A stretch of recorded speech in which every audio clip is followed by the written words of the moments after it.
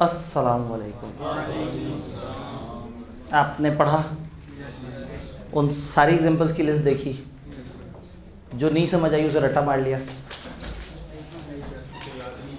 इनको रट्टा मारना ज़रूरी नहीं है, ये डेफिनेशन नहीं है, इसको अपने अल्फाज में लिखना चाहें तो लिख सकते हैं। हर लाइन में से कुछ कीवर्ड्स आप आइडेंटिफाई कर सकते हैं, जैसे price discrimination, dividing by territories, ठीक है, टाई इन्स, इस तरह के चंद कीवर्ड जहन में रख के और आप पेपर में अपने अल्फाज में लिख सकते हैं। चूँकि डेफिनेशन नहीं है तो आप जैसे मर्जी लिखें चल जाएगा बस। और इवन ज़रूरी नहीं कि ये एग्जांपल्स दें, जो भी और एग्जांपल आपके जहन में आती हो आप वहाँ पे लिख सकते हैं। तो अच्छी बात है कि क्रैमिंग उतनी जालिम वाली नहीं चाहिए, लेकिन अगर एक स्टूडेंट को लगता है कि मैं खुद से अच्छा नहीं सोच सकूँगा, या एक स्टूडेंट को लगता है कि शायद मैं बड़े अच्छे तरीके से प्रेजेंट नहीं कर सकूँगा, तो फिर रट्टा इज़ द सोल्यूशन कि ठीक है फिर क्रैम कर लिया जाए। जिनको सेल्फ राइटिंग का इशू हो, जिनको कन्फ्यूजन हो, वो क्रैम करके क्रैम की भी चीज़ लिख सकते हैं। तो डिसेप्टिव मार्केटिंग प्रैक्टिसेस में जो 4 बातें दी हुई हैं उनमें कोई कन्फ्यूजन नहीं। एब्यूज़ ऑफ डोमिनेंट पोजीशन में कुछ लाइन आइटम्स थे, उनमें से कोई लाइन, कोई बात, कोई छोटा सा एरिया जो नहीं समझ आ रहा जी। जो सबसे बड़ी लाइन है वो सप्लीमेंट्री ऑब्लिगेशन वाली, ठीक है। देखें, मैंने एग्जांपल दी थी शायद कि अगर कोई दुकान हो, शूज़ की मेरी दुकान हो, ठीक है जी, और हम एडमिशन उसी को देंगे जो हमारी ही दुकान से जूते खरीदेगा, वो वाली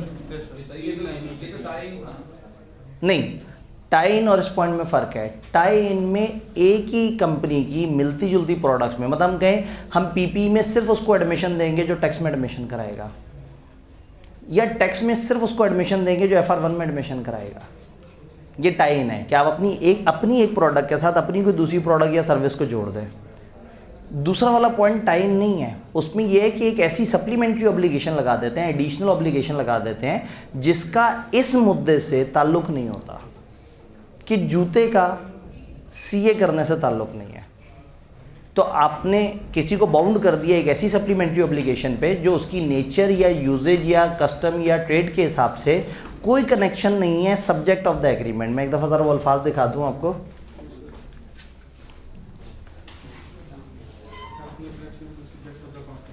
making conclusion of contract subject to acceptance of other parties. हम कॉन्ट्रैक्ट आपका तब कंक्लूड करेंगे, हम आपका एडमिशन तब करेंगे जब आप एक्सेप्ट करो, आप अदर पार्टी एक्सेप्ट करो। किस चीज़ को एक्सेप्ट करो? सप्लीमेंट्री ऑब्लिगेशन, सप्लीमेंट्री इजाफी, एक इजाफी ऑब्लिगेशन जब आप पूरी करोगे तब हम आपका कॉन्ट्रैक्ट पूरा करेंगे। आप बिजनेस लॉ में एडमिशन कराना चाह रहे हो, हम आपको देंगे एडमिशन, लेकिन ये एडमिशन तब फाइनल होगा जब आप एक एक्स्ट्रा हमारी रिक्वायरमेंट मानोगे। क्या रिक्वायरमेंट? वो requirement which bye their nature और अकॉर्डिंग टू कमर्शियल यूजेज, जो अपने नोयत के हिसाब से या कमर्शियल इस्तेमाल के हिसाब से have no connection with subject of the contract. Contract का सब्जेक्ट है बिजनेस लॉ। बिजनेस लॉ से जूते की दुकान या जूते की बाइंग का कोई ताल्लुक नहीं है, लेकिन हम बिजनेस लॉ ख़रीदने वाले को पाबंद कर दें कि बिजनेस लॉ तुम्हें बेचेंगे ही तब जब तुम वो जूते खरीदोगे। तो आपने एक एडिशनल ऑब्लिगेशन लगा दी जिस ऑब्लिगेशन का बाय नेचर इस कॉन्ट्रैक्ट के साथ ताल्लुक नहीं बनता, लेकिन चूंकि आप पावरफुल पोजीशन में थे तो आपने लोगों को एक्सप्लॉइट कर दिया। क्लियर जी? कोई कंफ्यूजन? रिफ्यूज़ल टू डील, आप सिरे से इनकार कर दें। आप एक चीज़ सेल कर सकते हो, आप सेल ना करें। एक बच्चा है, मैंने एडमिशन कराना है, हम कहें तुम्हें नहीं देना हमने एडमिशन, वो कहा मैं पैसे दे रहा हूँ, हमने कहा फिर भी नहीं देना एडमिशन। उसने कहा सीटें हैं आपके पास, हमने कहा सीटें हैं, तुम्हें एडमिशन नहीं देना।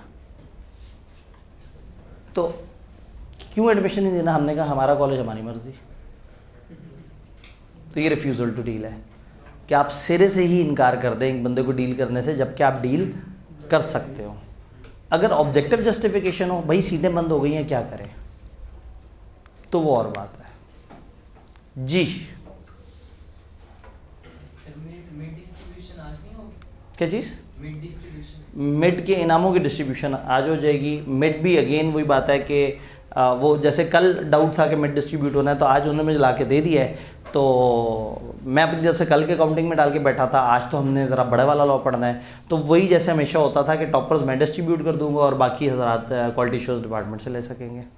टॉपर्स मेरे पास यहाँ पे मौजूद हैं। मैं पिछले दिन का रिकैप ख़त्म कर लूँ, फिर टॉपर को डिस्ट्रीब्यूट करूँ, फिर हम आगे चलें इंशाल्लाह। हाँ जी, एब्यूज़ ऑफ डोमिनेंट पोजीशन या रिस्ट्रिक्टिव एग्रीमेंट्स में कोई सवाल, कोई कन्फ्यूजन? जी, प्रीडेटरी प्राइसिंग, ऐसी प्राइसिंग जिससे दूसरे का कत्ल कर दें आप, बहुत ज़्यादा एबनॉर्मली लो प्राइस। और ये लो प्राइस कौन चार्ज कर रहा है? डोमिनेंट, जो ऑलरेडी पावरफुल पोजीशन में है। ये ऐसे ही है जैसे हम कंपनी लॉ के अंदर 1000 रुपये फ़ीस रख दें कि कंपनी लॉ हमारा ऑलरेडी एक बड़ा स्ट्रॉन्ग पेपर है और उसके बाद हम जो है उसमें कह देंगे जी 1000 रुपये फ़ीस है। तो एक पहले ही नंबर 1 का सब्जेक्ट है, ऊपर से आप उसकी 1000 प्राइस कर दें, यानी हम कहें फिज़िकल क्लास कम्बो क्लास में एडमिशन 20-25 हज़ार में और ऑनलाइन एडमिशन 1000 रुपये में। तो उस ऑनलाइन में उस बच्चे पे ख़र्चा तो हमारा ज़्यादा हो जाएगा, उस एडमिशन से हमें फ़ायदा नहीं होगा, नुकसान होगा, लेकिन मार्केट का सफाया कर देंगे। वो सारे बच्चे जिन्होंने कंपनी लॉ पढ़ना था और वो सोच रहे थे कि नहीं ठीक है पैसे बचा लें, फलाना कर लें, ऐसे कर लें, वो सब के सब हमारे पास आ गए। अगली दफ़ा उससे अगले पेपर्स में वो सारा बच्चा हमारे पास। तो ये गलत प्रैक्टिस होगी।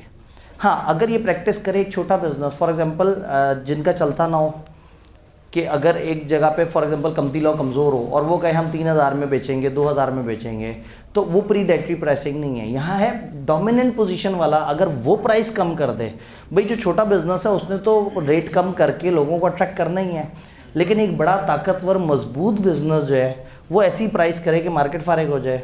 मतलब टोयोटा वाले जो है वो यारिस की कीमत आल्टो के बराबर कर दें तो सुजुकी तो मर जाएगी, ख़त्म हो जाएगी।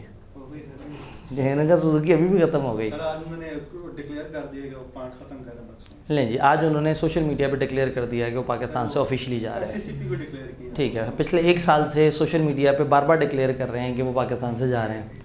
टोयोटा का प्लांट पिछले 1.5 साल से फेसबुक के मुताबिक बंद पड़ा हुआ है और पता नहीं कौन पागल उसकी गाड़ियाँ खरीदी जा रहे हैं, खरीदे जा रहे हैं, खरीदे जा रहे हैं। एक असल दुनिया और एक आर्टिफिशियल दुनिया है। बहरहाल एससीसीपी को जब नोटिस आता है तो बात ज़रा सही हो जाती है, लेकिन क्या एससीसीपी का नोटिस हमने देखा?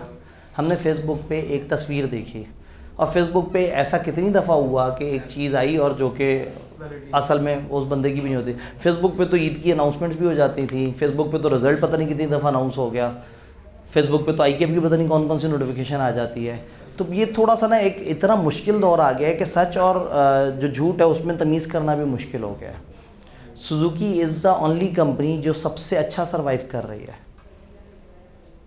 पिछले 3 महीने में जितनी भी गाड़ियाँ बिकी हैं उसका 80% से ज़्यादा सुजुकी की गाड़ियाँ बिकी हैं, क्योंकि सुजुकी की लो प्राइस रेंज की गाड़ियाँ थी। टोयोटा को मसला पड़ा हुआ है, होंडाई को मसला पड़ा हुआ है, होंडा को मसला पड़ा हुआ है, लेकिन सुजुकी अपनी छोटी गाड़ियों में, और ऑल्टो तो इस वक्त हॉट केक है मार्केट का। इंतहाई थकी हुई गाड़ी, इंतहाई कम फीचर्स के साथ, लेकिन बाकी सारी उसकी प्राइस से ऊपर है। तो जिसकी भी रेंज पड़ रही है वो ऑल्टो पे पड़ रही है। मेहरान इनकी इतनी अच्छी चलने वाली गाड़ी थी, उसको साइड पे कर दिया है ताकि ये ऑल्टो बेच सके। हालांकि मतलब मेहरान हो तो फिर लोगों ने ऑल्टो लेनी नहीं थी, लो प्राइस रेंज वाले सारे मेहरान पे चले जाते, तो उन्होंने लो प्राइस गाड़ी ही साइड पे की हुई है और वो यूज्ड में इतनी महंगी महंगी बिकना शुरू हो गई है क्योंकि वो बॉस है। ठीक, तो अगेन जैसे उन्होंने कहा कि सुजुकी ने अब ऑफिशियली डिसाइड कर लिया है कि पाकिस्तान से अपने ऑपरेशन बंद कर रहे हैं, सारा कुछ है।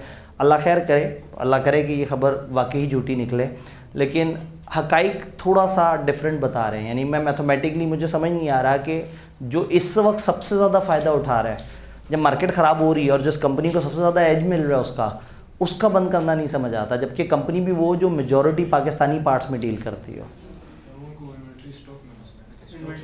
और उसमें इन्वेस्टमेंट इशू आ रहा है।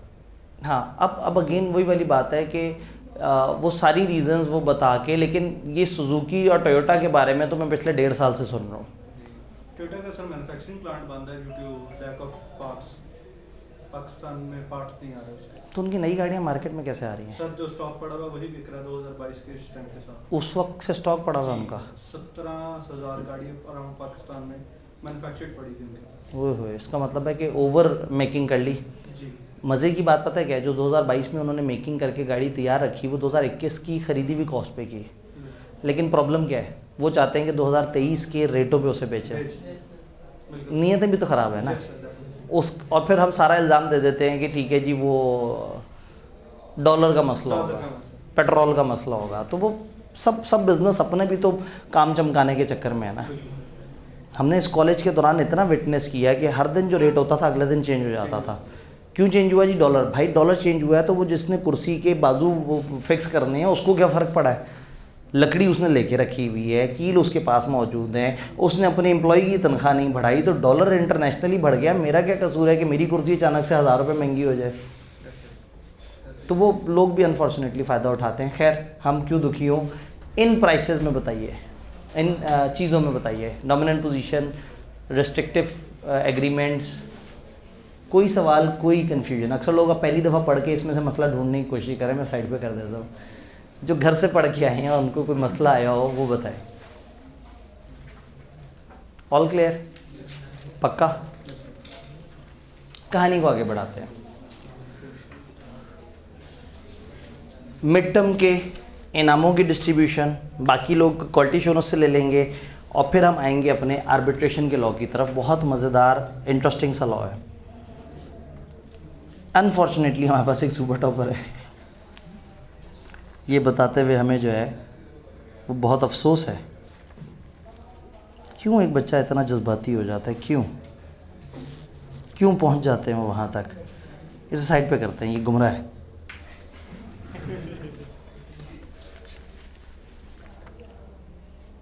हाँ जी, सुपर टॉपर के बाद फर्स्ट पोजीशन। अच्छा, आप लोगों को ना अपने पेपर पे 2-2, 3-3 तरह के नंबर नज़र आएंगे। 2 से 3-3 दफ़ा अलग अलग रिव्यू हुए हैं, कुछ के नंबर बढ़े, कुछ के नंबर कम हुए, क्योंकि हम ये चाह रहे थे कि टॉपर्स, ये शुरू के जो 5-6 बच्चे हैं ना, उनको बार बार रिव्यू किया कि ऐसा ना हो कि कोई गलत 3 पे आ जाए और कोई बेचारा डिज़र्व करने वाला 4 पे आ जाए। उन सबको बार बार वो करके देखा। मकसद ये नहीं था कि एक फर्स्ट पे आ रहा है तो उसे फर्स्ट से हटा दें। भाई फर्स्ट पे जो भी आएगा पैसे तो हमने उसे देने हैं, लेकिन बस ये था कि रिव्यू होके थोड़ा सा उसमें ज़्यादा, तो आपको एक नंबर नज़र लिखे नज़र आएंगे, फिर कांटा लगा होगा, फिर दूसरे नंबर नज़र आएंगे, फिर कांटा लगा होगा, फिर तीसरे नंबर नज़र आएंगे। तो फर्स्ट पोजीशन पे हैं आफ्टर सुपर टॉपर मुहिबुल्लाह 143746। इनाम हमने 7 स्टेपल किया हुआ है। नहीं, मुहिबुल्लाह भाई जो है ना, बहुत बहुत मुबारक हो। सेकंड पोजीशन पे 70 मार्क्स के साथ, आपके 72 थे, 72 मार्क्स फर्स्ट पोजीशन पे थे। सेकंड पोजीशन पे 70 मार्क्स हैं रयान अहमद सरफराज।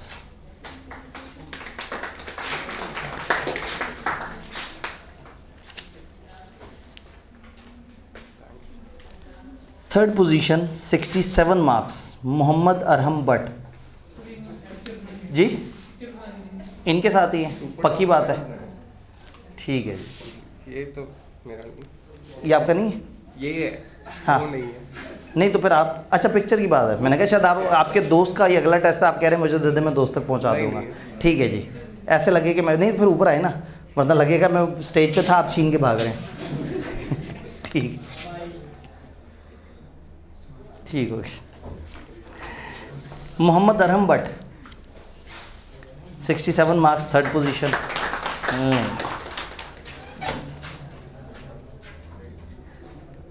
गुड, माशाल्लाह जी। वो वाले भाई जो है वो बगैर तस्वीर के क्यों रह गए? उन्हें हो रहा था मैं जल्दी से जाके नोट तो साइड पे करूँ ना, बाद में कोई पता नहीं रिव्यू में मेरा जो है ना वो इनाम में से हो जाए। लें जी, ठीक हो गया जी। ये बड़ी अजीब सी बात है, टॉप 3 पोजीशन में ख़वातीन की तरफ से नुमाइंदगी नहीं। ये क्या किया? आपसे तो उम्मीदें थी, आपने भी कुछ नहीं किया। आप में से इकरा कौन है? तो आप क्यों नहीं आई पहले 3 पोजीशन में, चूँकि सुपर टॉपर में आ रही थी? 83 मार्क्स, बहुत ही जज्बाती खातून है। ठीक है जी, 83 मार्क्स इकरा, ये लें जी। बाकी हजरात जो है वो अपने अपने मिड टर्म कलेक्ट कर सकते हैं टीए डिपार्टमेंट से, क्योंकि बाकी बच्चों के मार्क्स बताना और उनके चेहरों को जहन में रखना जो है ना, वो मुझे लगता है कि वो बच्चों के साथ ज़रा जुल्म है। पता नहीं किस वजह से वो तैयारी नहीं कर सके, और मैं हमेशा याद रखूँ कि हाँ भाई इस बच्चे के सवाल का जवाब नहीं देना, इसके तो 13 नंबर थे मिड टर्म में। तो अच्छे बच्चों को हमने क्लास में डिस्ट्रीब्यूट कर दिया। तो सुपर टॉपर जो है वो खातून थी और 3 मज़ीद फर्स्ट सेकंड थर्ड पोजीशन वाले थे, और 67 के करीब करीब जिसके नंबर हों, एक दफ़ा वो देखें उनके 1-2 दफ़ा रिव्यू हुआ होगा, स्टिल अगर उन्हें लग रहा हो कि मज़ीद उसको रिव्यू की ज़रूरत है तो एक आध दफ़ा किसी सवाल में अगर ज़्यादा उनको इशू हो तो sir Usama Waheed quality assurance department में जाके आप उन्हें कह सकते हैं कि सर जी एक दफ़ा ज़रा देखें। ऑब्वियसली जो रिव्यूज़ हुए इनमें से एक उनका अपना रिव्यू भी है, तो हमने कोशिश की है कि जो टॉप स्टूडेंट्स हैं उनको 2-3 दफ़ा रिव्यू किया जाए ताकि किसी के साथ नाइंसाफ़ी ना हो, क्योंकि ज़ाहिर है इसमें प्राइज़ इन्वॉल्व होते हैं, जज्बात इन्वॉल्व होते हैं, तो फिर बाद में जो है ना बच्चे बेचारे दुखी हो जाते हैं। तो फिर भी अगर किसी के 67 के इंतहाई करीब है, हाँ अगर किसी के 51 है और वो कहे जी मेरे 4 सवाल ऐसे करके देखा जाए तो मैं पहुँच सकता हूँ, तो वो इतना दूर ना सोचिएगा, इतना रिमोट नहीं सोचना। लेकिन अगर आप 65 के आसपास हैं, 66 पे हैं और आपको लगता है कि आपके एक आध सवाल में नंबर बिला वजह कट गए हैं तो रिव्यू उसको दोबारा करवा देना है। जो सेकंड रिव्यू हो सकता है उसमें नंबर मज़ीद कट जाएँ, ये हो सकता है उसमें बढ़ जाएँ, क्योंकि अगेन वही बात है कि आप में से किसी एक का, हमें तो नहीं पता कि इसको हमने लाजमी इनाम देना है, तो रिव्यू करते वक्त जो है यही कोशिश की है कि जिसको इनाम मिले ऑब्जेक्टिवली मिले, जो हक बनता हो जिसका, और जिसको ना मिले वो कम से कम उसको नज़र आए कि मैं थोड़ी और एफर्ट करता तो मैं टॉप स्टूडेंट्स में आ सकता था। डन, पढ़ें आगे पढ़ते हैं। आर्बिट्रेशन का लॉ, ये वाला भी ओपन करवा दें। हाँ, और समटाइम क्या होता है क्लास में सफोकेशन हो जाती है, तो एक आध पंखा अगर स्लो चल रहा हो ना, और ये सूफ़ी वगैरह आवाज़ के चलता है क्योंकि ये नाम है एतमाद का, तो इससे भी ना थोड़ी सी हवा की रेगुलेशन बेहतर हो जाती है अगर इसको धीमी रफ्तार पे चलाया जाए, इतनी जिससे इसकी आवाज़ कम हो जाए। डन। और वैसे भी मेरी आवाज़ तो स्पीकर से गूंज के आ रही है। चलें जी, आर्बिट्रेशन के बारे में मैंने आपको क्या बताना है, आप लोग पहले से ही जानते हैं, तो लॉ ख़त्म हो गया। आर्बिट्रेशन के बारे में किबला कुछ रहनुमाई फरमाएंगे। सर जी ये आर्बिट्रेशन क्या है? थर्ड इंडिपेंडेंट पार्टी जिसके पास आप जाते हैं, क्यों जाते हैं? कोई भी झगड़ा, आज हुआ होता है झगड़ा, पास्ट में भी हुआ हो सकता है, आज भी हो सकता है, और आप आज तय कर लेते हैं कि फ्यूचर में होने वाला मुमकिन झगड़ा वो भी हम आर्बिट्रेटर के पास लेके जाएंगे। तो आर्बिट्रेटर के पास आप जा सकते हैं, आर्बिट्रेटर आपकी बात सुनता है, आपको फैसला सुनाता है। अब कुछ वर्ड्स हैं जिनको समझना बड़ा ज़रूरी है, अगर वो वर्ड समझ आ जाएंगे तो लॉ हमारे लिए ईजी हो जाएगा। आर्बिट्रेटर कौन होगा? आर्बिट्रेटर वो इंडिपेंडेंट थर्ड पार्टी जो आपकी बात सुनेगी और आपको फैसला सुनाएगी। जब आप आर्बिट्रेटर के पास जाएंगे, जैसे अदालत में लोग जाते हैं तो पेटिशन दर्ज कराते हैं, दरख्वास्त देते हैं, आर्बिट्रेशन की तरफ जाने को कहते हैं रेफरेंस। शायद आपने सुना हो नैब में रेफरेंस दायर कर दिया। तो असल में होगा ये कि ये लॉ आसान है, मज़ेदार है, बहुत बड़ा लॉजिकल सा है, लेकिन इसके अल्फाज समझने में कई दफ़ा मुश्किल होती है क्योंकि इसमें कुछ टेक्निकल जार्गन्स इस्तेमाल हुए हैं। तो आर्बिट्रेटर वो इंडिपेंडेंट थर्ड पर्सन है जिसको पार्टीज़ ने चूज़ किया कि हमारे दरमियान फ़ैसला करेगा। रेफरेंस का मतलब है आर्बिट्रेशन की तरफ मामले को लेके जाना। मैं अगर एक कागज़ पे लिख रहा हूँ कि मेरा तुम्हारा झगड़ा होगा तो हम फलाना XYZ पर्सन के पास जाएंगे तो ये रेफरेंस है, और जब हमारा झगड़ा होगा और हम उसको नोटिस देंगे तो ये भी रेफरेंस है कि हम उसे कह रहे हैं कि अब आ जाओ हमारे मामले में इन्वॉल्व हो जाओ और हमारे दरमियान फ़ैसला कराओ। तो रेफरेंस का मतलब क्या है? मामला उनकी तरफ रेफ़र करना। जब वो मामले का सलूशन बताएंगे तो उसे हम कहेंगे अवॉर्ड। अवॉर्ड का मतलब होगा डिसीजन, रेफरेंस का मतलब होगा रेफ़र करना या अप्लाई कर देना। आर्बिट्रेटर का मतलब था independent third person.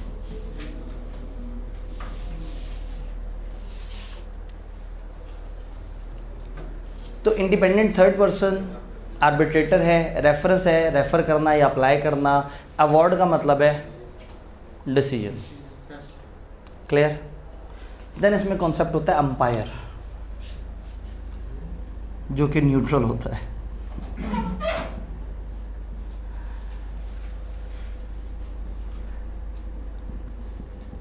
Arbitrator of arbitrators, क्या बात कर दी। आर्बिट्रेटर्स का आर्बिट्रेटर, अगर आर्बिट्रेटर एक से ज़्यादा हो, इवन नंबर्स में हो, इवन नंबर क्या होते हैं जो 2 पे डिवाइड हो जाते हैं, 2, 4, 6, अगर 2 आर्बिट्रेटर हैं, एक का है ये फैसला, दूसरा का ये फैसला, झगड़ा हो जाएगा। तो अगर इवन नंबर में आर्बिट्रेटर हो तो they must refer an umpire, उनको बताना होगा कि फ़लाना बंदा हमारे दरमियान एम्पायर है। तो आर्बिट्रेटर फैसला कर दें तो अंपायर की तरफ जाने की ज़रूरत नहीं है, लेकिन आर्बिट्रेटर में झगड़ा हो जाए, वो किसी नतीजे तक ना पहुंच पाएँ, या वो एक कुछ और कहता हो, दूसरा कुछ और कहता हो, तो मामला रेफ़र होगा अंपायर की तरफ, और अंपायर जो फैसला सुना देगा फिर वो फाइनल होगा। अब सवाल ये है कि इसकी कॉस्ट कैसे रिकवर की जाएगी।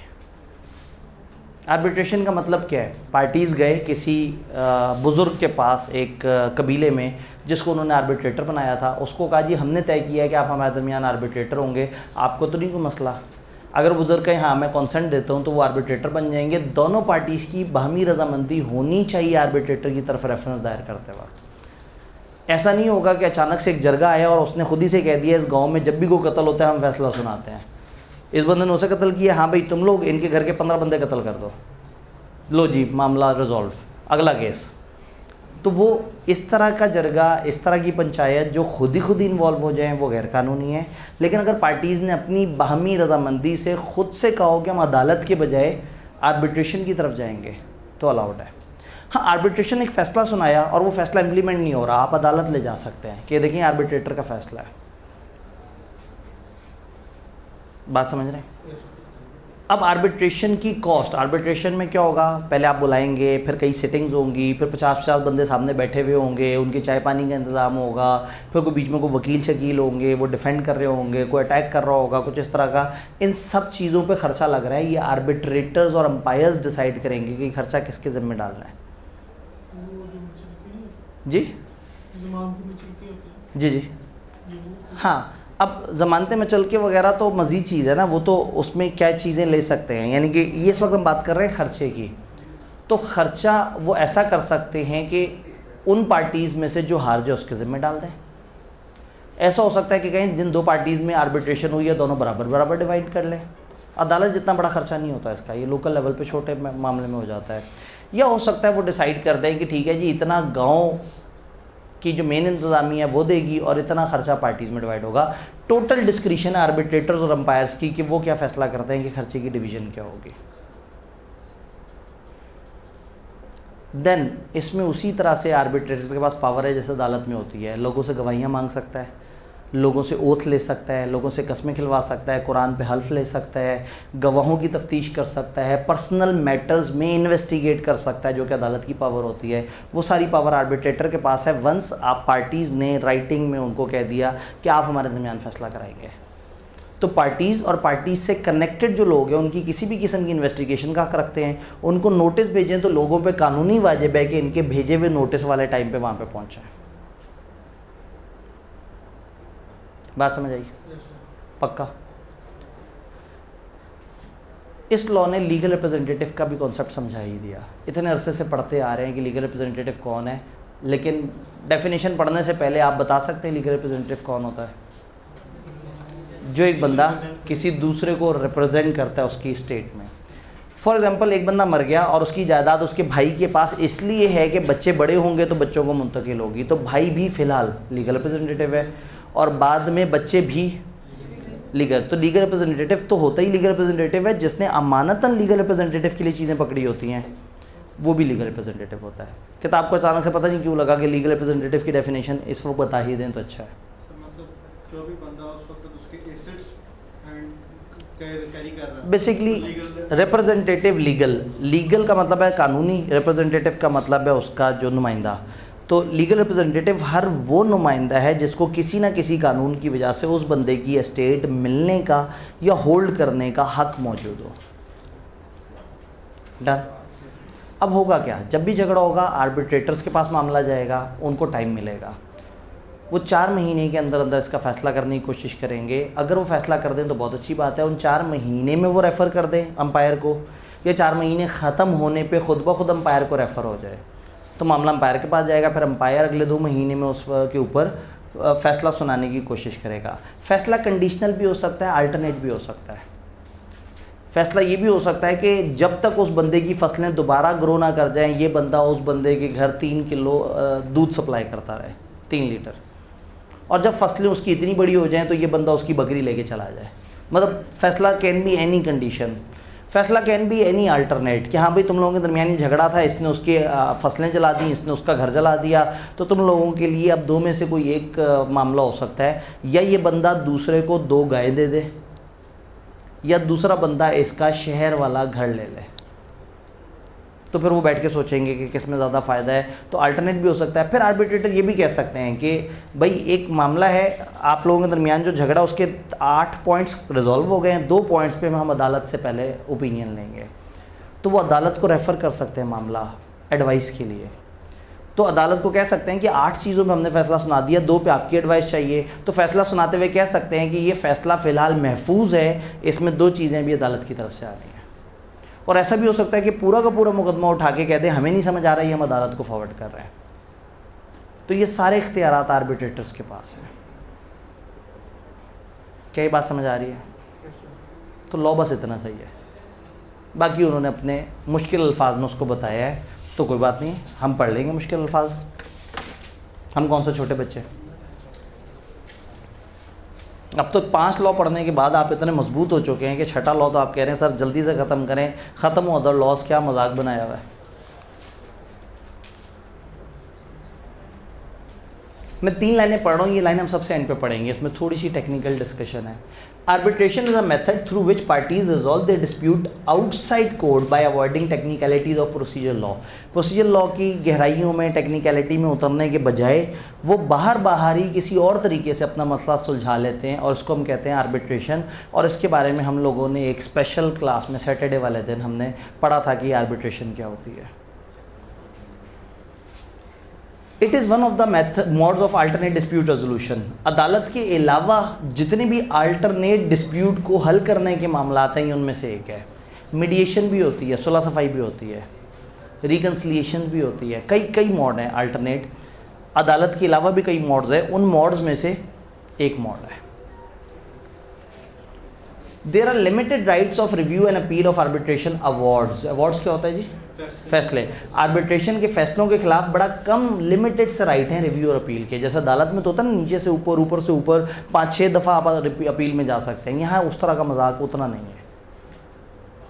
ये जुमला थोड़ा सा टेक्निकल है, इसकी तरफ सबसे एंड पे आते हैं। आर्बिट्रेशन एग्रीमेंट किसे कहते हैं? Definition, a written agreement to submit present or future differences to arbitration. ऐसा एग्रीमेंट जिसमें मौजूदा या फ्यूचर के आप जो डिफरेंसेस हैं वो उठा के आर्बिट्रेशन में ले जाएं। Whether arbitrator is named therein, और आप कह दें कि तुम्हारा मेरा झगड़ा होगा, हम आर्बिट्रेटर के पास जाएंगे, तो भी ये आर्बिट्रेशन एग्रीमेंट है। और आप कहें तुम्हारा मेरा झगड़ा होगा तो हम शकील के पास जाएंगे, तो भी। यानी कि आप आर्बिट्रेटर को नामजद करें या ना करें, नाम बोले या ना बोले, अगर ये कह दिया कि आर्बिट्रेटर के पास जाएंगे तो एग्रीमेंट क्या बन जाएगा?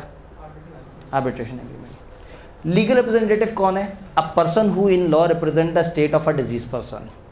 कानूनी तौर पे मरे हुए बंदे की जो प्रॉपर्टी को रिप्रेजेंट कर रहा है वो कौन है? Legal representative. And includes any person who intermeddles with the state of deceased. कोई ऐसा बंदा भी जो दरमियान में आता है, या वो प्रॉपर्टी बच्चों तक मुंतकिल होने से पहले बीच में आया और उसने चीज़ों को संभाला और बाद में आगे फॉरवर्ड किया, वो भी लीगल रिप्रेजेंटेटिव है।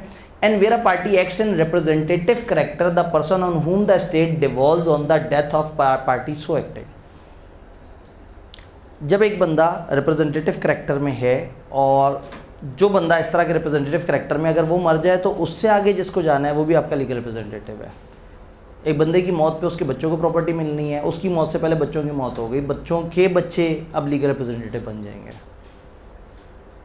एक बंदे की मौत पे उसकी चीज़ों को किसी और ने संभाला हुआ है क्योंकि बच्चे भी बड़े नहीं हुए, तो जब तक किसी और ने संभाला हुआ है वो लीगल रिप्रेजेंटेटिव है। जब बच्चों को मिल जाएंगे तो आसान अल्फाज में हर वो शख्स जिसको कानूनी हक हासिल हो कि वो एस्टेट को डील कर सकता है मरे हुए बंदे की, वो क्या कहलाएगा? Legal representative. रेफरेंस की बहुत ही खूबसूरत डेफिनेशन है। Reference means reference. Reference means reference to arbitration. Reference का मतलब है आर्बिट्रेशन की तरफ एक रेफरेंस। तो रेफरेंस क्या होता है? आर्बिट्रेशन की तरफ रेफरेंस। तो उसके अंदर वाला रेफरेंस क्या होता है? तो रेफरेंस का मतलब है रेफरेंस। रेफरेंस का मतलब है तस्करा, जिक्र, रेफ़र करना। तो आर्बिट्रेशन की तरफ रेफ़र करना, आर्बिट्रेशन की तरफ जाना, आर्बिट्रेशन की तरफ अप्लाई करना, आर्बिट्रेशन का जिक्र करना कहलाएगा reference. Umpire is a third party appointed by arbitrators to settle differences between, arbitrator के दरमियान जो आपस में इख्तलाफ है उसको सेटल करने के लिए जो इंडिपेंडेंट पर्सन आर्बिट्रेटर्स ने अपॉइंट किया, लोगों ने नहीं, आर्बिट्रेटर्स ने अपॉइंट किया, वो क्या कहलाएगा? अंपायर। बात समझ आ रही है? हमने एक लाइन नहीं पढ़ी अभी जी, last 2 line. Where a party acts in representative character, जब भी एक पार्टी रिप्रेजेंटेटिव करेक्टर में एक्ट करती है, यानी कि एक शख्स है, उसकी जो वो है प्रॉपर्टी, फॉर एग्जांपल एक बंदा वो हो गया है, पागल हो गया है। जब वो पागल हो गया है तो उसके बच्चों को भी प्रॉपर्टी मुंतकिल नहीं हो सकती, एक और बंदे को प्रॉपर्टी मुंतकिल हुई है, वो बंदा इस वक्त लीगल रिप्रेजेंटेटिव नहीं है, लीगल रिप्रेजेंटेटिव के तौर पे एक्ट कर रहा है। उसको चीज़ मिली हुई है कि ठीक है जी आपने संभाल के रखना है और आपने फिर आगे इसको ट्रांसफ़र करना है। तो जब उस बंदे की डेथ होगी जिसके पास वो चीज़ें मौजूद है, तो कानूनी तौर पे जिनको उसने वो चीज़ें देनी होंगी, यानी इस मरे हुए बंदे के बच्चे, वो उनका लीगल रिप्रेजेंटेटिव, वो बच्चे इसके लीगल रिप्रेजेंटेटिव बन जाएंगे। कहने का मतलब है कि ज़रूरी नहीं कि लीगल रिप्रेजेंटेटिव असल में लीगल रिप्रेजेंटेटिव उस बंदे का, अगर कानूनी तौर पे एक बंदे की प्रॉपर्टी जानी थी बच्चों को, बच्चे भी बड़े नहीं हुए, प्रॉपर्टी चली गई फ़लाना बंदे को, अगर फ़लाना की डेथ हो जाए तो उसके बच्चों को नहीं मिलेगी, इनको मिलेगी जो असल लीगल रिप्रेजेंटेटिव थे। तो जब एक बंदा रिप्रेजेंटेटिव करैक्टर में एक्ट करता है, जब एक बंदा दरमियान में आता है और वो एक्ट करता है कि वो रिप्रेजेंटेटिव है, the person on whom the state devolves on death of party so acting, इस पार्टी जो एक्ट कर रही है इसकी डेथ पे जिसको मिलेगी वो लीगल रिप्रेजेंटेटिव। तो लीगल रिप्रेजेंटेटिव का मतलब है हर वो शख्स जिसके पास हक है उस प्रॉपर्टी को डील करने का। डन। अब होगा क्या?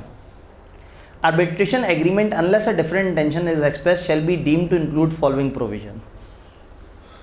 आर्बिट्रेशन के अंदर अगर हम कुछ नहीं लिखते तो कम से कम ये फॉलोइंग प्रोविजन इम्प्लाइड है, यानी हर आर्बिट्रेशन एग्रीमेंट में ये वाले रूल्स हैं, ये माने जाएंगे, सिवाय इसके कि आपने कागज़ पे कुछ और तय किया हुआ है। बात समझ रहे हैं? जब पार्टनरशिप में था ना कि कुछ चीज़ें तो अज्यूम होंगी, कुछ चीज़ें आप एग्रीमेंट में लिख के चेंज कर सकते हैं, तो आप आर्बिट्रेशन एग्रीमेंट में चेंज करना चाहें कर सकते हैं। कुछ नहीं लिखा तो unless a different intention is express shall be deemed to include following provision. Following provision मानी जाएंगी हर आर्बिट्रेशन एग्रीमेंट में। जस्ट इसको पढ़ते जाते हैं, देखते जाते हैं कि बात समझ आ रही है या नहीं। Reference shall be normally to sole arbitrator. जब भी एक आर्बिट्रेशन होगी और कहा होगा हम आर्बिट्रेटर के पास जाएंगे और नहीं बताया एक के पास जाएंगे या ज़्यादा के पास जाएंगे, तो कॉमन अजम्पशन क्या होगी? एक के पास जाएंगे, अनलेस कि आपने कुछ और तय कर लिया। तो ये तो हर जगह पे बात है, अनलेस कुछ और तय कर लिया वो फॉलो होगा, कुछ नहीं तय करेंगे तो कॉमन रूल क्या है? एक arbitrator. If reference is to an even number of arbitrator, अगर आर्बिट्रेटर इवन नंबर में है तो arbitrator shall appoint an umpire not later than 1 month from the latest date of their respective appointment.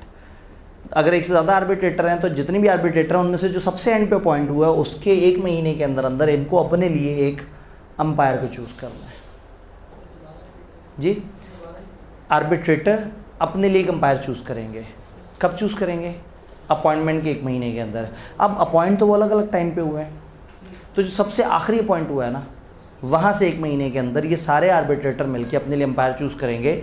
अगर ये even number है, यानी even number है, तो फिर बाय डिफ़ॉल्ट रूल ये है कि आप अपने लिए एम्पायर चूज़ करेंगे। Arbitrator shell make their award with in 4 months of entering on reference. Reference जब दर्ज हुआ कि हाँ भाई आर्बिट्रेटर्स का हम नाम एंटर करें वो, या 4 months of written notice from any party to arbitration और such extended time as court में अलाउ। तो टाइम है 4 महीने का। 4 महीने शुरू होते हैं जब आपको नामजद किया गया या जब आपको नोटिस भेजा गया, या वो टाइम जो अदालत स्पेसिफाई करता है। यानी अदालत 4 महीने को बढ़ाना चाहे तो बढ़ा भी सकती है। ये बात समझ आई? If arbitrator have allowed their time to expire without making an award, अगर आर्बिट्रेटर ने अपना वक्त एक्सपायर कर दिया और अवार्ड नहीं दिया, फैसला नहीं दिया, टाइम कितना था? 4 महीने का। और have delivered to any party to arbitration agreement और to umpire a notice in writing stating that they can not agree, या पार्टीज में से किसी से कह दिया भाई हमारा आपस में नहीं कुछ बन रहा, हम नहीं किसी फैसले पे पहुंच पा रहे, या अंपायर को कह दिया हम किसी फैसले पे नहीं पहुंच पा रहे, तो ऑटोमेटिकली कौन बीच में आ जाएगा? Umpire. Umpire shall fulfil enter on the reference in place of arbitrator, जहाँ आर्बिट्रेटर्स का रेफरेंस दिया हुआ था, तस्करा था, वहाँ किसका तस्करा आ जाएगा? अंपायर का। और अब अंपायर फैसला करेगा। Umpire shell make his award with in 2 months of entering reference, umpire 2 महीने के अंदर अंदर अपना फैसला सुना देगा, और सच एक्सटेंडेड टाइम जो कोर्ट बता दे। तो बड़ी सीधी सी बात है, बस उन्होंने थोड़े से अल्फाज ज़रा मुश्किल इस्तेमाल किए हुए हैं कुछ जगह, लेकिन जब आपको अवार्ड का मतलब पता है, रेफरेंस का मतलब पता है, अंपायर का पता है, तो फिर चीज़ें थोड़ी सी डूएबल हो जाती हैं। ये बात समझ आ गई? Parties to reference and all person claiming under them, parties to reference और उनके जो वो होते हैं हवारी, उनके साथ जो शोर मचा रहे होते हैं, जो कह रहे होते हैं कि देखो जुल्म हो गया, ऐसे हो गया, तो पार्टीज़ और पार्टीज़ के चाहने वाले shall submit for examination by arbitrator या अंपायर, अंपायर या आर्बिट्रेशन के लिए सबमिट करेंगे। क्या सबमिट करेंगे? ऑन ओथ और अफर्मेशन। ऑन ओथ हल्फिया बयान के साथ कहेंगे कि हम सच बोल रहे हैं, जो बोल रहे हैं, और वो जमा कराएंगे in relation to matter in differences, जो झगड़े के मामले हैं उससे related, and shall produce before them, उनके सामने पेश करेंगे all books, deeds, papers, accounts, writing and documents within their possession और power to do all other things which are required by arbitrator और अंपायर। वो लोग जो पार्टीज़ हैं और जो उनके चाहने वाले हैं वो हर तरह की इन्फॉर्मेशन, किताब, एविडेंस सब प्रोवाइड करेंगे। जो आर्बिट्रेटर्स मांगेंगे वो भी प्रोवाइड करेंगे, और जो उन्हें लगता है कि उनकी पोजीशन में उन्हें बताना चाहिए वो बताएंगे। तो सीधी बात है, लेकिन थोड़े से भारी अल्फाज के साथ। Award shall be final and binding on parties, award decision final होगा और पार्टीज़ पर बाइंडिंग होगा, पर्सन क्लेमिंग अंडर देम उनके ऊपर भी। पार्टीज़ और पार्टीज़ के साथ कनेक्टेड तमाम लोगों पे अवार्ड बाइंडिंग होगा। अवार्ड का मतलब क्या है? डिसीजन, फैसला। Cost of reference and award shall be discretion of arbitrator umpire, umpire और आर्बिट्रेटर्स की डिस्क्रिशन है, सवाबदीद है, इनकी मर्जी है कॉस्ट ऑफ रेफरेंस और अवार्ड। रेफरेंस और अवार्ड की जितना भी खर्चा है वो इनकी मर्जी है। क्या मर्जी है? Who may direct to and by whom and in what manner such cost और any part thereof shall be paid, कब, कौन, कहाँ, कैसे ये पैसे देगा, ये डिसाइड करेंगे। and may tax or settle the amount of cost to be so paid or any part thereof and may award cost to be paid as between legal practitioner and client। वो आपस में कुछ भी तय कर सकते हैं कि ठीक है जी तुम इतना खर्चा दोगे, तुम इतना टैक्स भी कर सकते हैं, कम भी कर सकते हैं उसे, कि ठीक है तुम इतने पैसे दोगे, तुम इतने पैसे दोगे। ये भी तय कर सकते हैं कि हाँ भाई तुम इनके वकील थे, तुम्हें पता था ये झूठ बोल रहे हैं, तुमने फिर भी साथ दिया, 30% कॉस्ट तुम्हारे जिम्मे। तो आर्बिट्रेटर्स की मर्जी है, वो जैसे मर्जी खर्चे को डिवाइड करें, कोई इस पर एतराज़ नहीं करेगा, कोई शोर नहीं मचाएगा। Done. Parties to other rules क्या हैं? पार्टीज टू आर्बिट्रेशन एग्रीमेंट में agree that any reference shall be to an arbitrator और arbitrators to be appointed by person designated in agreement either by name और as the holder for the timing of any office और appointment. Arbitration की parties ये decide कर सकती हैं कि हम जिसका नाम दे रहे हैं वो एक नाम भी हो सकता है, वो एक पोजीशन भी हो सकती है।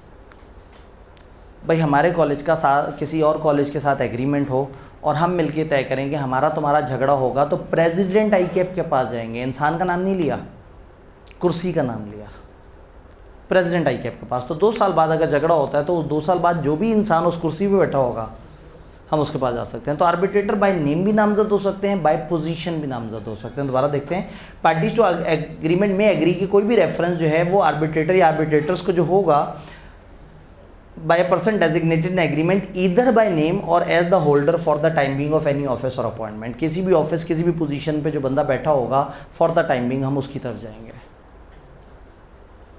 डन।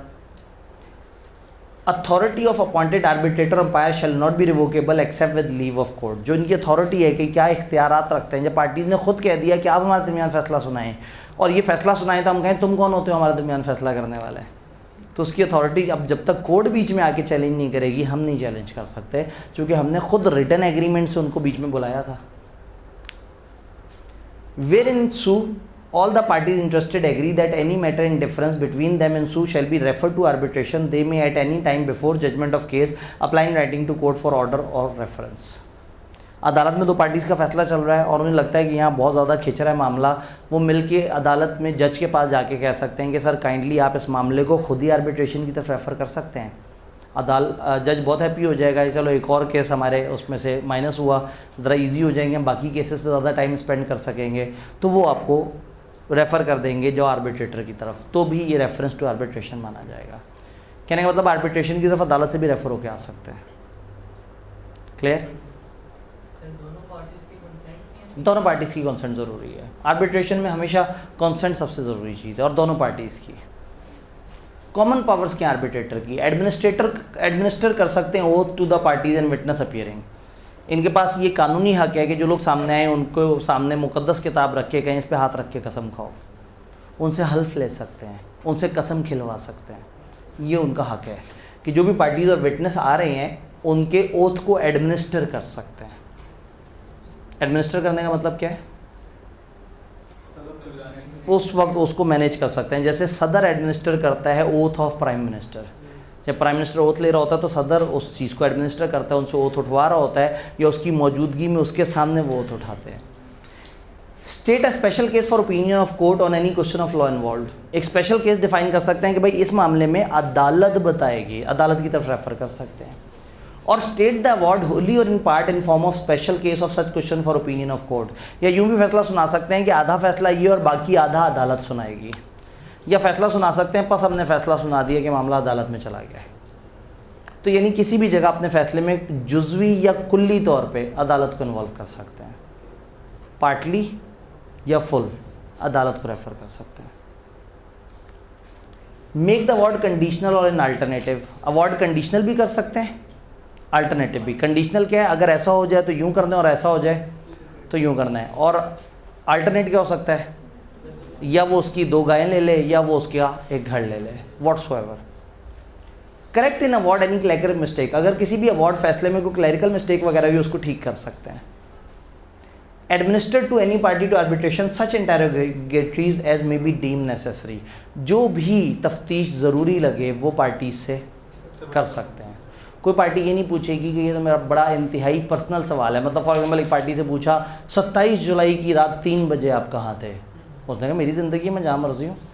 आप कौन होते हैं पूछने वाले? वो कहेंगे हमारे पास लीगल पावर है, हम पूछ सकते हैं, तुम बताओ तुम 27 जुलाई की रात कहाँ पे थे? उसने कहा मैं बरगद के पेड़ के नीचे सो रहा था। अब तफ्तीश होगी कि क्या वो बरगद के पेड़ के नीचे सो रहा था या बरगद के पेड़ के ऊपर चढ़ के सो रहा था। तो कहने का मतलब है कि किसी भी बंदे से तफ्तीश कर सकते हैं और कानूनी तौर पे ये हक रखते हैं कि वो बंदा इनको जवाब दे। हर आम आदमी ये हक नहीं रखता। मैं ये वाले भाई से नहीं पूछ सकता भाई कल दोपहर 2 बजे आप कहाँ थे। हाँ, लेकिन अगर 2 बजे क्लास का टाइम हो तो मैं ये ज़रूर पूछ सकता हूँ कि आप 2 बजे क्लास में क्यों नहीं आए थे। ये अगर मुझे जवाब नहीं दें तो मैं कानूनी तौर पे इससे ज़्यादा नहीं पूछ सकता, मैं अखलाकी तौर पे पूछ सकता हूँ। कानूनी पावर मेरे पास नहीं है, लेकिन अदालत के पास कानूनी पावर होती है कि आपसे पर्सनल सवाल भी पूछ सकता है। सेम पावर इनके पास भी है कि किसी भी पार्टी से कोई भी इंटेरोगेटरीज कर सकते हैं। बात समझ आई? मज़ेदार सा लॉ है, सिर्फ लैंग्वेज एट टाइम्स कुछ जगह पे भारी हो जाती है, लेकिन ख़त्म नहीं हुआ। एक लाइन छोड़ी हमने, एक लाइन छोड़ देते हैं कल के लिए ताकि ऐसा लगे कि हमने आज ख़त्म नहीं नहीं 10 मिनट है, मजाक कर रहा हूँ। Although arbitration act 1940 is a very old law. यहाँ तक समझ आ गई? बस ठीक है, बाकी लाइन कल की। It still serves as a clear and well settled piece of law. Although arbitration act 1940 काफ़ी पुराना है, तकरीबन 100 साल होने वाले हैं कुछ अर्से बाद, लेकिन स्टिल ये आज भी एक well settled piece of law के तौर पे सपोर्ट करता है, जिसमें consistent chain of judicial precedents भी मौजूद है। प्रेसिडेंट नया लफ्ज़ आ गया, क्या होता है ये? पुरानी अदालती फैसले, पुरानी अदालती फ़ैसला। अगर किसी मामले पे एक अदालती फ़ैसला मौजूद है तो उस अदालती फ़ैसले को यूज़ करके इस दफ़ा का भी फ़ैसला सुना दिया जाता है। फॉर एग्ज़ाम्पल गांव में एक मसला आया, एक बंदे ने कहा जी मेरी बकरी इसने चोरी कर ली। अब आप बताएं कि इसका क्या वो होना चाहिए, जुर्माना क्या होना चाहिए। उन्होंने कहा मसला ही कोई नहीं। उन्होंने अपनी किताब निकाली तो 1940 से उनके अबाऊ अजदाद इस तरह के फ़ैसले कराते आ रहे थे, तो उन फैसलों में उन्होंने टाइटल देखा तो एक जगह लिखा था बकरी की चोरी। उसे पढ़ा, वो बड़ी बकरी की चोरी थी। फिर थोड़ा सा पढ़ते पढ़ते गए आगे, छोटी बकरी की चोरी का फ़ैसला था। उसके आगे देखा कि इतने 100 दीनार इसका जो है ना वो जुर्माना होगा या इतने रुपए जुर्माना होगा। उन्होंने कहा अच्छा उस वक्त ऐसा था, अब आज इतनी इन्फ्लेशन हो गई है, उसको इंक्रीज़ करके रादर दैन के वो दोबारा से कानून की किताबें खोलें, पढ़ें, समझें, बहस करें, डिबेट करें। आर्बिट्रेशन एक्ट बहुत पुराना होने की वजह से इसमें प्रेसिडेंट्स बहुत सारे मौजूद हैं, consistent chain of judicial precedents मौजूद हैं। लगातार एक चेन मौजूद है कि इतने इतने इतने सारे फ़ैसले हुए हुए हैं कि आप उन फैसलों की मदद से हेल्प लेके इस दफ़ा का फ़ैसला सुना सकते हैं। तो प्रेसिडेंट कहते हैं अदालत का कोई पुराना फ़ैसला जिससे आप हेल्प लेते हैं आज का फ़ैसला सुनाने के लिए। तो आर्बिट्रेशन एक्ट ऑल्दो के पुराना लॉ है लेकिन स्टिल क्लियर और well settled piece of law है जिसमें consistent chain of judicial precedent है। इससे बैकअप मिल जाता है, इससे हेल्प मिल जाती है। किस चीज़ में हेल्प मिल जाती है? Backing the interpretational aspect particularly in trade and commercial matters. Trade और कमर्शियल मैटर्स में इंटरप्रिटेशन अल्फाज की कैसे होगी, इसमें हेल्प मिल जाती है हमें। फॉर एग्जांपल एक बंदा जिसकी बकरी चोरी हुई है वो आके आर्बिट्रेटर के सामने कहता है कि तुम क्या जानो एक बकरी की कीमत रमेश बाबू। तो वो कहेंगे क्या मतलब बकरी की कीमत? उनसे कहे बकरी की कीमत उस किसान से पूछें जो पूरा दिन खेतों में हल जोतता है, उसके बाद पैसे थोड़े थोड़े से जोड़ता है और फिर एक बकरी ख़रीदता है इस उम्मीद पे कि कल को ये बकरी बड़ी होगी और इसको वो बेच सकेगा या इस तरह से। अब ये एक इमोशनल सी बात है, इसके पीछे अब लीगल कोई बात नहीं है। अब एक बकरी जिसको उसने बहुत चाह से पाला है वो बकरी की चोरी पे उसका कितना दिल दुखा होगा। अब ये एक ऐसी चीज़ है जो किसी कानून की किताब में डिफ़ाइन नहीं है। तो हो सकता है इससे पीछे कहीं 1956 में इसी तरह से एक बंदे ने बहुत चाह से बकरी पाली थी और वो उस पुराने केस में लिखा था कि जब एक बंदे ने इंतहाई चाहत से बकरी पाली हो तो उस बकरी का जुर्माना 2 बकरियों के बराबर है, एक बकरी और एक चाहत। यानी कहने का मतलब है कि जो इंटरप्रिटेशन एस्पेक्ट्स है ना कि ये चाहत से पालना, अब इसको कैसे इंटरप्रेट करेंगे कि चाहत से पालने का मतलब कितना जुर्माना। तो एक पुराना चेन ऑफ फैसले मौजूद हैं जिसके अंदर मुख्तलिफ़ तरह की चीज़ें मौजूद हैं जिससे हमें समझ आ सकती है कि क्या चीज़ किस तरह से काम कर रही है। डन। तो ये एक मासूम सा प्यारा सा लॉ जिसमें थोड़े से अल्फाज मुश्किल हैं लेकिन लॉजिक बड़ी मज़ेदार है। अगर आपको चंद अल्फाज समझ आ जाते हैं तो आगे पीछे किसी दिन पढ़ के आए या नहीं आए लेकिन कल लाजमी से पढ़ के आएँ ताकि अगर इसके अंदर कोई जुमला, कोई सेंटेंस, कोई वर्ड नहीं समझ आ रहा हम उस पर डिबेट कर सकें इंशाल्लाह। डन। कल कौन सा चैप्टर स्टार्ट करना है? कल पहले हम देखेंगे हमारे पास पेपर्स कौन कौन से, ये वाले चैप्टर 18 के पास पेपर भी हमने डिस्कस नहीं किया, मुझे लग रहा है 17 के भी नहीं किए। तो 17, 18 के पहले पास पेपर डिस्कस करेंगे। पहले आपके पिछले इन तीनों चैप्टर्स में सवाल देखेंगे, फिर देखेंगे दामन वक्त में गुंजाइश कितनी है, उसके हिसाब से आगे चलेंगे। जो अक्सर हमारे मार्केट, कमर्शियल मार्केट्स के अंदर कुछ इश्यूज आते हैं तो है कि मार्केट का जनरल सेक्रेटरी है, हाँ, सदर बैठा होगा, माइक्रो को सॉर्ट करेगा। हाँ, अगर तो पार्टीज़ ने खुद तय की है कि वो सॉर्ट करेगा फिर वो आर्बिट्रेशन है। अगर पार्टीज़ ने कह दिया कि जब मसला होगा यूनियन हेड सॉर्ट करेगा, ये आर्बिट्रेशन है। अगर यूनियन हेड खुद बीच में आए कि इस मार्केट में मसलों को मैं देखता हूँ, ये आर्बिट्रेशन नहीं है। आर्बिट्रेशन वो है जिसमें पार्टीज़ ने अपनी मजमूई रजामंदी से खुद रेफ़र किया है मामला आर्बिट्रेटर की तरफ। इसीलिए जो जरगे, पंचायत, इसमें जब वो खुद से बीच में आ जाते हैं तो वो गलत होता है, लेकिन पार्टीज़ ने रेफ़र किया होता है तो फिर सही होता है। डन। इंशाअल्लाह ताला मिलते हैं।